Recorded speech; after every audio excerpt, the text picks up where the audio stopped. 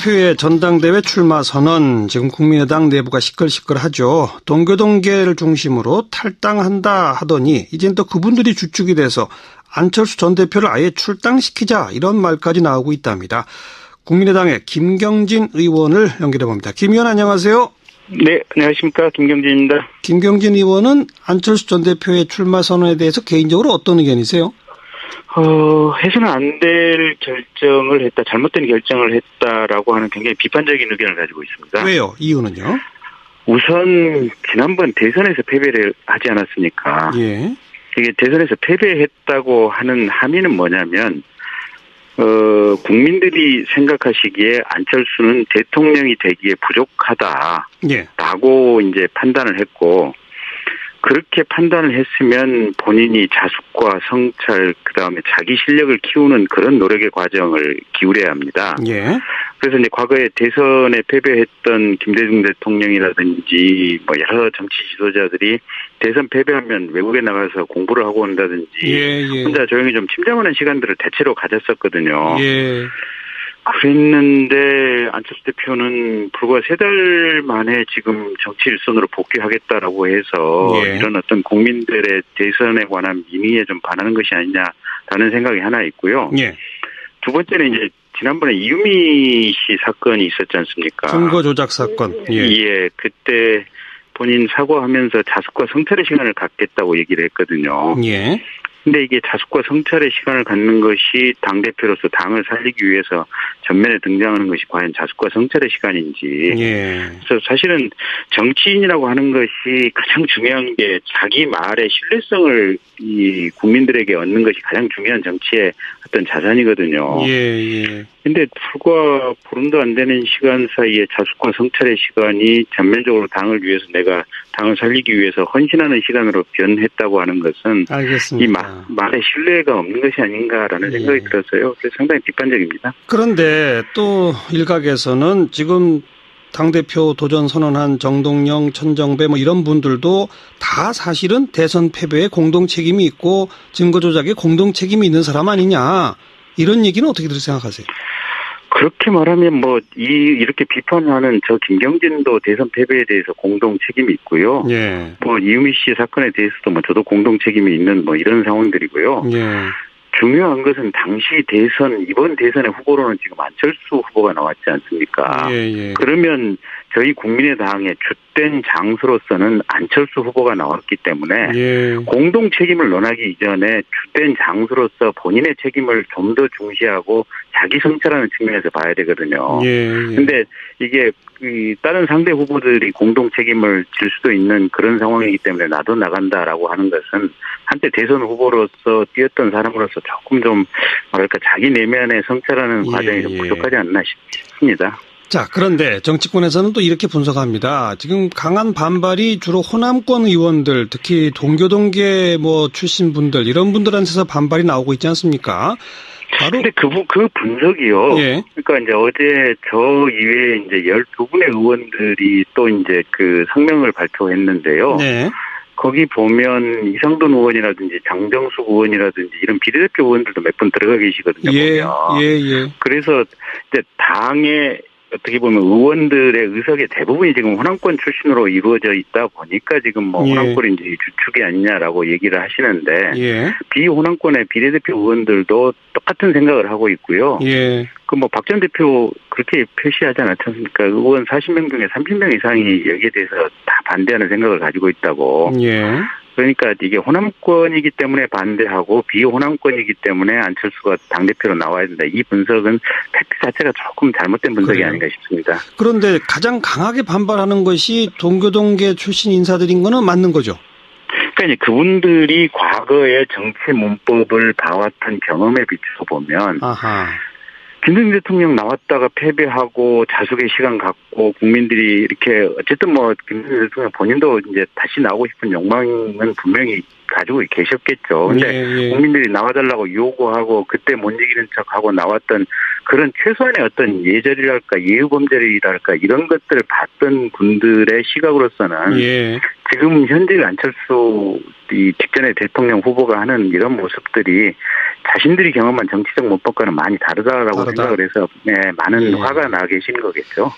정치권에 나오는 이야기를 지금 제가 질문 드리려고 하는데 김경진 의원이 이제 계속 다른 말씀을 주고 계신데 정치권에서는 이렇게 봅니다. 동교동계 그리고 호남권 의원분들은 좀 중장기적으로 더불어민주당과의 연대와 통합까지를 염두에 두고 있는데 안철수 전 대표는 그거에 반대하는 중도 세력 연대론에 깃발을 들기 때문에 대표 출마를 반대하는 거 아니냐 이런 주장에 대해서 어떻게 보세요? 글쎄 그게 지금 그렇게 쉽게 볼 수는 없는 이유가요. 동교동계가 이미 지금 사실상 와해가 된 것이 아닌가 싶습니다. 그러니까 지난번에 한광욱 씨라든지 일정 정도는 지난번 이제 박근혜 정부 때 이제 박근혜 정부의 일부 참모진으로 지금 들어갔었고요. 그다음에 일부 지금 이제 김대중 대통령 아드님인 김홍일 씨라든지 이런 분들은 또 이제 민주당에 가 있고 사실은 국민의당이 탄생하게 된 과정이나 이런 부분들이 2015년도에 민주당 당대표 경선을 하면서 우리 박지원 대표하고 당시 이제 문재인 의원하고 세게 붙었지 않습니까? 그러면서 이제 호남이 야권 당시 이제 민주당 내부에서도 제 역할을 하지 못하니까 별도의 국민의당을 창당해서 호남에서 이 좀 분리된 어떤 정치적인 이 기구를 만들어 가자 맞습니다. 그런 부분인데 실은 그 동교동계의 핵심이 지금 박지원이고요. 그 박지원이 지금 국민의당의 창업주입니다. 그래서 그런 어떤 이런 박지원을 포함한 이런 동교동계의 핵심분들이 다시 민주당과 합치는 부분을 어떤 주로 염두에 두고 있다, 고려해 두고 있다 이런 부분들은 제가 볼 때는 그 어떤 만들어진 역사나 과정 이런 부분을 비추어서 분석을 해보면 팩트에 맞지 않다고 생각합니다. 그래서 어제 박지원 대표 워딩도 안철수 전 의원이 우리 당의 소중한 자산 아니냐. 그러면 어제 이제 발표는 했지만 마지막 순간까지 본인이 설득을 해서 당대표 출마를 자제시키도록 최선을 다해서 노력하겠다라고 하는 워딩이 그런저런 박지원 대표 고뇌가 묻어있는 발언이 아닌가 싶습니다. 더불어민주당 가려고 막는 거 그런 건 아니다. 그렇게 봅니다. 알겠습니다.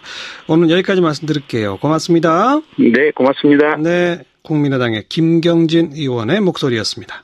직전에 대통령 후보가 하는 이런 모습들이 자신들이 경험한 정치적 문법과는 많이 다르다라고 생각을 해서 많은 화가 나 계신 거겠죠.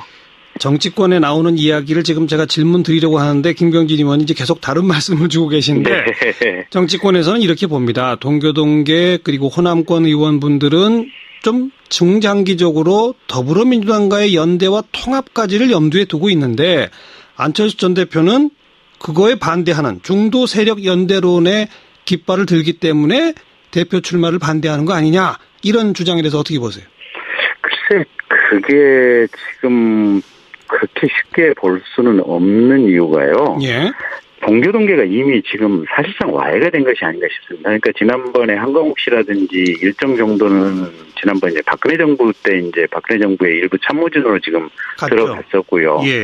그다음에 일부 지금 이제 김대중 대통령 아드님인 김홍일 씨라든지 이런 분들은 또 이제 민주당에 가 있고 사실은 국민의당이 탄생하게 된 과정이나 이런 부분들이 2015년도에 민주당 당대표 경선을 하면서 우리 박지원 대표의 전당대회 출마 선언 지금 국민의당 내부가 시끌시끌하죠. 동교동계를 중심으로 탈당한다 하더니 이젠 또 그분들이 주축이 돼서 안철수 전 대표를 아예 출당시키자 이런 말까지 나오고 있답니다. 국민의당의 김경진 의원을 연결해 봅니다. 김 의원 안녕하세요. 네, 안녕하십니까. 김경진입니다. 김경진 의원은 안철수 전 대표의 출마 선언에 대해서 개인적으로 어떤 의견이세요? 해서는 안 될 결정을 했다, 잘못된 결정을 했다라고 하는 굉장히 비판적인 의견을 가지고 있습니다. 왜요? 이유는요? 우선 지난번 대선에서 패배를 하지 않았습니까?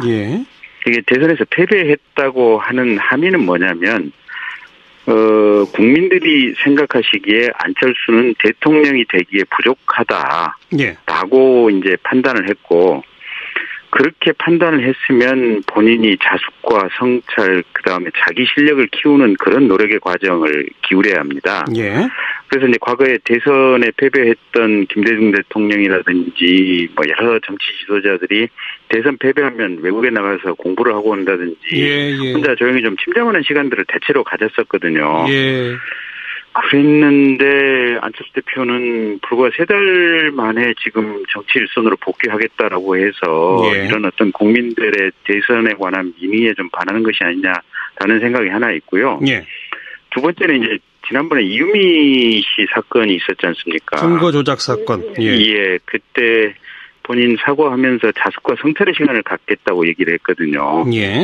근데 이게 자숙과 성찰의 시간을 갖는 것이 당대표로서 당을 살리기 위해서 전면에 등장하는 것이 과연 자숙과 성찰의 시간인지. 그래서 사실은 정치인이라고 하는 것이 가장 중요한 게 자기 말의 신뢰성을 이 국민들에게 얻는 것이 가장 중요한 정치의 어떤 자산이거든요. 근데 불과 보름도 안 되는 시간 사이에 자숙과 성찰의 시간이 전면적으로 당을 위해서 내가 당을 살리기 위해서 헌신하는 시간으로 변했다고 하는 것은 알겠습니다. 이 말에 신뢰가 없는 것이 아닌가라는 생각이 들어서요. 그래서 상당히 비판적입니다. 그런데 또 일각에서는 지금 당대표 도전 선언한 정동영, 천정배 뭐 이런 분들도 다 사실은 대선 패배에 공동 책임이 있고 증거 조작에 공동 책임이 있는 사람 아니냐. 이런 얘기는 어떻게 생각하세요? 그렇게 말하면 이렇게 비판하는 저 김경진도 대선 패배에 대해서 공동 책임이 있고요. 이유미 씨 사건에 대해서도 저도 공동 책임이 있는 이런 상황들이고요. 중요한 것은 당시 이번 대선의 후보로는 지금 안철수 후보가 나왔지 않습니까?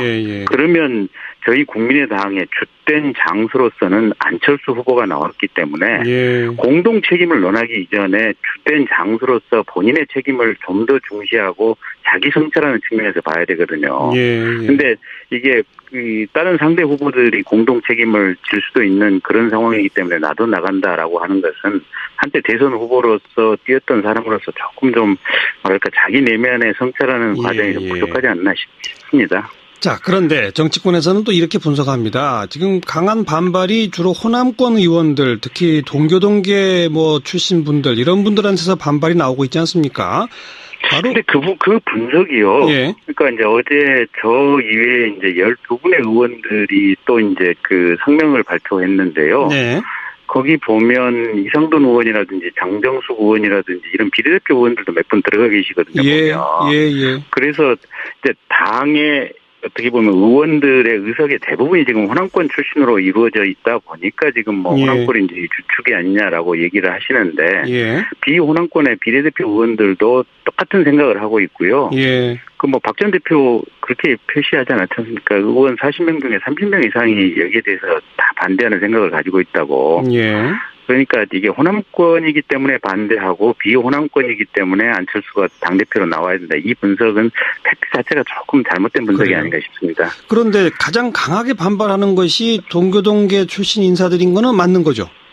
그러니까 이제 그분들이 과거의 정치 문법을 봐왔던 경험에 비춰서 보면 김대중 대통령 나왔다가 패배하고 자숙의 시간 갖고 국민들이 이렇게 어쨌든 김대중 대통령 본인도 이제 다시 나오고 싶은 욕망은 분명히 가지고 계셨겠죠. 근데 국민들이 나와달라고 요구하고 그때 못 이기는 척하고 나왔던 그런 최소한의 어떤 예절이랄까 예우범절이랄까 이런 것들을 봤던 분들의 시각으로서는 지금 현재 안철수